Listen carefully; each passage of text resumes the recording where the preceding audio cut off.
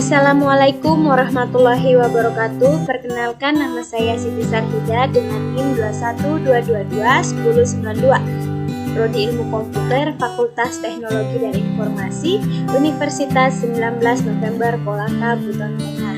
Nah, pada video kali ini saya akan menjelaskan peristiwa penting dalam perkembangan bahasa Indonesia.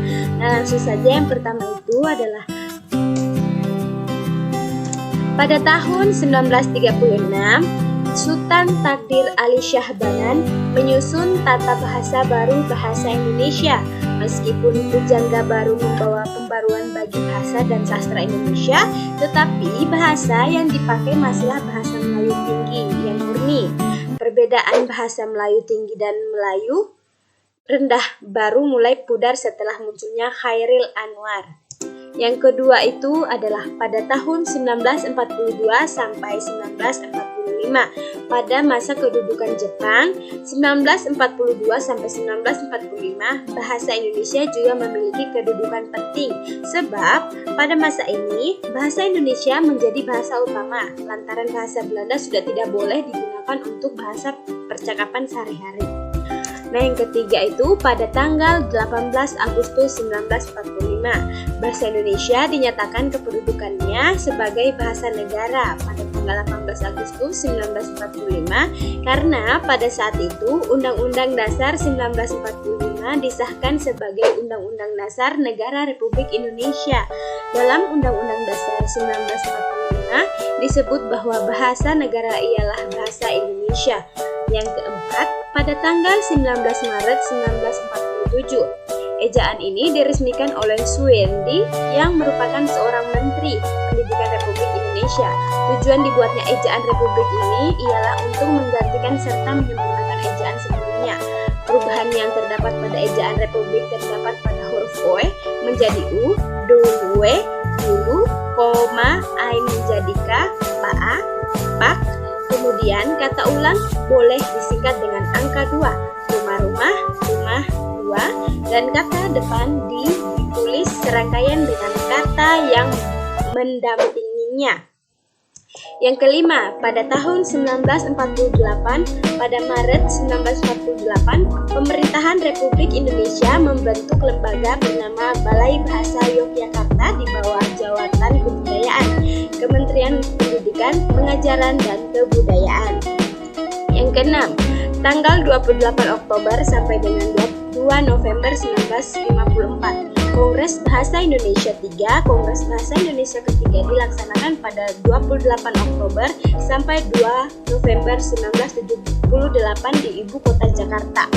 Hasil yang didapat dari Kongres Bahasa Indonesia ketiga ini yaitu memperlihatkan kemajuan, pertumbuhan, perkembangan bahasa Indonesia sejak tahun 1928 dan selalu berusaha dengan optimal untuk memantapkan kedudukan dan fungsi bahasa Indonesia.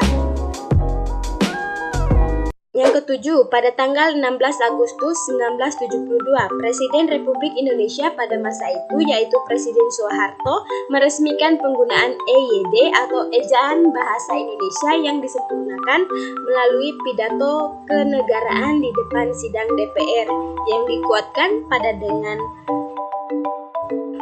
dikuatkan pula dengan keputusan Presiden nomor 554 tahun 1972. Yang kedelapan, pada tanggal 31 Agustus 1972, Menteri Pendidikan dan Kebudayaan pada masa itu menetapkan mengenai pedoman umum ejaan bahasa Indonesia yang disempurnakan serta pedoman umum membentuk istilah resmi diberlakukan di Indonesia atau wawasan Nusantara.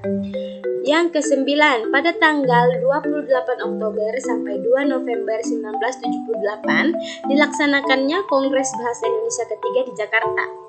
Kongres tersebut untuk memperingati Hari Sumpah Pemuda ke-50 selain telah memperlihatkan kemajuan, perkembangan, dan pertumbuhan bahasa Indonesia, juga telah berusaha untuk memantapkan kedudukan serta fungsi bahasa Indonesia itu sendiri. Yang ke-10, pada tanggal 21 sampai 26 November 1983 dilaksanakan Kongres Bahasa Indonesia yang kelima di Jakarta. Kongres ini dilaksanakan dalam rangka memperingati Hari Sumpah Pemuda yang ke-55. Dalam putusannya disebutkan bahwa pembinaan dan pengembangan bahasa Indonesia harus lebih ditingkatkan agar amanat yang tercantum di dalam garis-garis besar haluan negara yang mewajibkan kepada seluruh warga negara Indonesia untuk menggunakan bahasa Indonesia dengan baik dan benar dapat tercapai semaksimal mungkin. Yang ke-11, pada tahun 1988 dilaksanakannya Kongres Bahasa Indonesia yang kelima di Jakarta. Kongres Bahasa Indonesia yang kelima di Jakarta, Kongres Bahasa Indonesia ini dihadiri oleh sekitar 700 pakar bahasa Indonesia dari seluruh Indonesia serta terdapat peserta tamu dari berbagai negara sahabat. Kongres tersebut ditandatangani dengan persembahannya karya dari Pusat Pembinaan dan Pengembangan Bahasa kepada para pencipta bahasa Indonesia di Nusantara, yaitu Kamus Besar Bahasa Indonesia serta Tata Bahasa Baku Bahasa Indonesia. Yang ke-12 pada tahun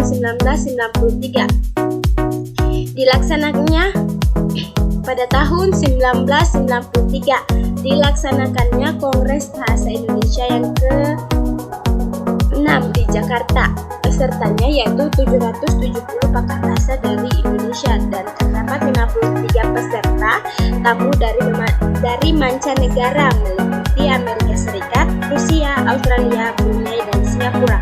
Kongres ini mengusulkan supaya Pusat Pembinaan dan Pengembangan Bahasa Indonesia untuk lebih ditingkatkan statusnya menjadi lembaga bahasa Indonesia dan mengusulkan agar disusun undang-undang bahasa Indonesia. Yang itu saja dari saya, sekian dan terima kasih. Apabila ada kesalahan mohon dimaafkan. Wabillahi taufiq wal hidayah. Wassalamualaikum warahmatullahi wabarakatuh.